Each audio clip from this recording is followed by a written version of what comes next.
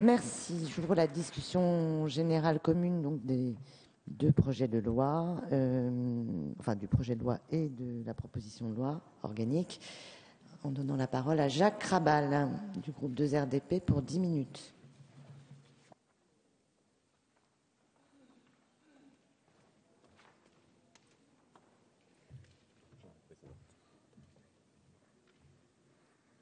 Merci.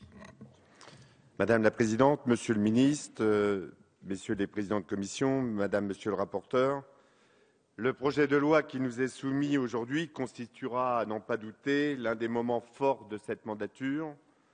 On reproche souvent aux élus de ne pas respecter leurs promesses. En voilà une, et non des moindres, qui est tenue. En effet, la création d'une banque publique d'investissement, comme cela a déjà été dit, mais je pense qu'il faut le rappeler, était l'un des 60 engagements de campagne du président de la République, et nous ne pouvons que nous féliciter du passage de la parole aux actes. Même, comme ça a été dit avec beaucoup d'humilité, cette BPI ne réglera pas tous les problèmes, elle ne permettra pas, hélas, de sauver toutes les entreprises. Mais pour autant, la BPI est considérée comme un outil, certes qui ne naît pas de nulle part, mais un outil nouveau, central, pour l'amélioration de la compétitivité de l'économie. D'autant plus qu'elle devra être, vous l'avez rappelé, Monsieur le Ministre, être prochainement complétée par la réforme bancaire, la création d'une nouvelle bourse des PME, la mise en place d'un plan d'épargne en action PME et une réforme de la fiscalité de l'épargne. Au-delà de la cohérence de cette initiative, je salue l'audace et la résolution dont fait preuve ce gouvernement pour créer les conditions du retour de la croissance et d'une restauration de notre compétitivité. La BPI se veut être l'instrument d'une politique économique centrée sur les objectifs de soutien et de renfort de notre tissu industriel et plus largement économique innovant. Elle aura pour fonction d'aider les entreprises françaises à devenir les plus performantes dans leur secteur d'activité, meilleur gage de création d'emplois, parce que c'est bien de cela qu'il s'agit, lutter contre le chômage. Dans le rapport de la mission de préfiguration de la BPI, remis cet été au ministre de l'Économie et des Finances, il a été souligné plusieurs points qui démontrent la pertinence du projet tel qu'il nous est présenté. Ainsi, sur la situation actuelle du marché du crédit bancaire pour les entreprises, il précise que les entreprises qui innovent et qui exportent connaissent une dégradation de leurs conditions d'accès au crédit. Il notait également que les interventions en faveur des entreprises sont multiples à tous les stades de leur développement et qu'elles sont portées par un grand nombre d'acteurs. Sur ce dernier point, l'expérience nous prouve toujours que la bonne coordination est la première condition d'une efficacité optimale. On peut dès lors comprendre l'impératif du changement de cadre que propose ce projet de loi, qui va permettre de diffuser une offre simplifiée et plus lisible pour les acteurs économiques. En effet, la conjoncture actuelle et les incertitudes qu'elle suscite voient les acteurs financiers privés hésiter à soutenir la croissance des entreprises. La simplification et la rationalisation de l'offre publique en matière d'appui au financement des entreprises est donc une nécessité. Jean-Pierre Jouyet soulignait que le fait de rassembler sous un même toit les différentes institutions de prêt et de prise de participation en capital constitue un progrès considérable. Vous montrez de la sorte, même si ça ne réglera pas là encore tous les problèmes, qu'il est possible de simplifier pour améliorer l'efficacité. Il y a bien dans d'autres domaines que nous pourrions suivre cet exemple. Le président de la République le rappelait encore le 26 octobre dernier, au grand rendez-vous de l'Assemblée générale d'Oseo Excellence, à laquelle j'y étais, la BPI, c'est Oseo en plus grand. Organiser les synergies et mieux accompagner les entreprises. Tel est le message du président de la République. Voilà ce qu'attendent également les entreprises et il le témoignait avec force lors de ce rendez-vous. Des règles claires, une lisibilité fiscale et une stabilité des dispositifs financiers sur le long terme. Nous souscrivons également et totalement au principe de l'action de la BPI, qu'elle puisse se concentrer sur les TPI et les moyennes entreprises, Mais, Monsieur le Ministre, qu'en est-il des artisans en milieu rural? La question vous a déjà été posée, je la repose ici. Nous savons que c'est dans cet ensemble d'entreprises que résident de forts potentiels d'innovation et donc d'emploi.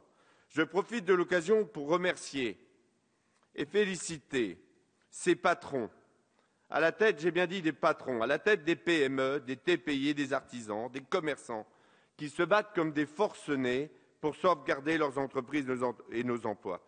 Ils ne sont pas des patrons du CAC 40 et ils méritent le soutien, notre reconnaissance et le soutien de l'ensemble des élus qui font le distinguo avec des entreprises, des multinationales qui veulent générer de la valorisation boursière qui n'est pas notre objectif. Bien sûr, la BPI va devoir considérer l'impératif de la cohérence de l'ensemble de ses actions avec la nécessité indispensable de se décentraliser pour être au plus près des besoins réels.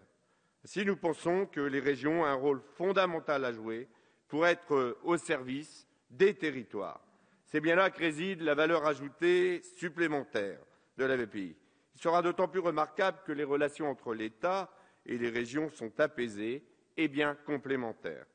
Mais nous pensons aussi que la BPI doit donner des impulsions économiques, sociales et politiques fondamentales pour engager les mutations souhaitées, notamment dans le domaine de l'écologie et du respect de l'environnement. C'est la condition de la croissance de demain. Elle nous impose d'ancrer notre développement économique et technologique, notre compétitivité industrielle dans la transition énergétique telle que définie lors de la conférence environnementale qui s'est tenue en septembre. Comme j'ai déjà exprimé en commission développement durable, et le commissaire l'a rappelé et repris, il faut que la BPI s'appuie fortement sur la transition écologique. Cet appui pourrait se décliner, ça a été dit, mais je voudrais le rappeler, de plusieurs façons. Soutien aux éco-industries, et plus largement aux éco-entreprises, traitées comme un secteur prioritaire. C'est la compétitivité de demain. Soutien pour accompagner les entreprises qui doivent évoluer dans leur modèle, pour s'engager dans la transition écologique. Soutien pour répondre aux contraintes environnementales nouvelles, les rejets d'eau, les rejets de fumée. Soutien pour gagner des points de compétitivité en économisant les ressources. Ça, c'est typiquement de l'efficacité énergétique. Soutien pour optimiser leurs process dans une logique environnementale. Financer les énergies renouvelables. Vous l'avez rappelé, Monsieur le Commissaire, 105 milliards sont nécessaires. Voilà pourquoi il est nécessaire d'introduire également des critères environnementaux dans l'analyse des dossiers d'investissement. Pour ce faire, la BPI doit pouvoir interagir avec des entités chargées des politiques publiques en la matière, l'ADEME, la Direction générale de la compétitivité, de l'industrie et des services, mais aussi les grands acteurs tels que les pôles de compétitivité.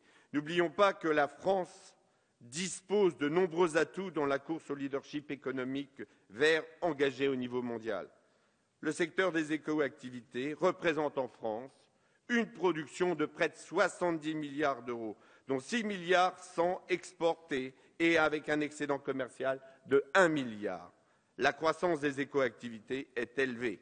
Elle s'établit, elle, à plus de 6% en moyenne annuelle entre 2004 et 2010. Alors que vous savez bien que dans les autres secteurs, nous sommes loin de ces pourcentages.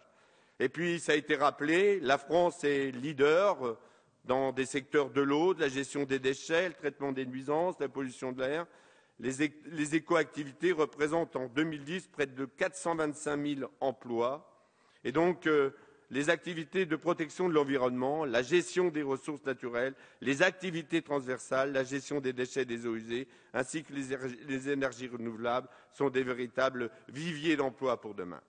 Donc il serait possible de créer plus d'1 million d'emplois, ce que nous souhaitons avec le soutien de la BPI Investissement, en s'appuyant bien évidemment sur la transition énergétique qui doit faire émerger ce gisement d'emplois qui assureront à notre pays de retrouver son rang. Monsieur le Ministre, pour conclure, dans la fable Jean de La Fontaine, Le loup et l'agneau, Jean de La Fontaine écrivait à juste titre, je crois, « La raison du plus fort est toujours la meilleure ». Il nous reste à déterminer si nous voulons être des loups ou des agneaux dans le domaine de la compétitivité internationale et aussi pour nos emplois. Je crois que le gouvernement a fait le choix d'être à l'offensive. Vous pouvez compter sur le groupe 2RDP et j'ai bien cru comprendre tout à l'heure que vous pouvez avoir l'appui de la représentation nationale pour vous accompagner dans un défi qu'attendent nos habitants. Et par avance, vous pouvez compter sur le groupe 2RDP. Merci.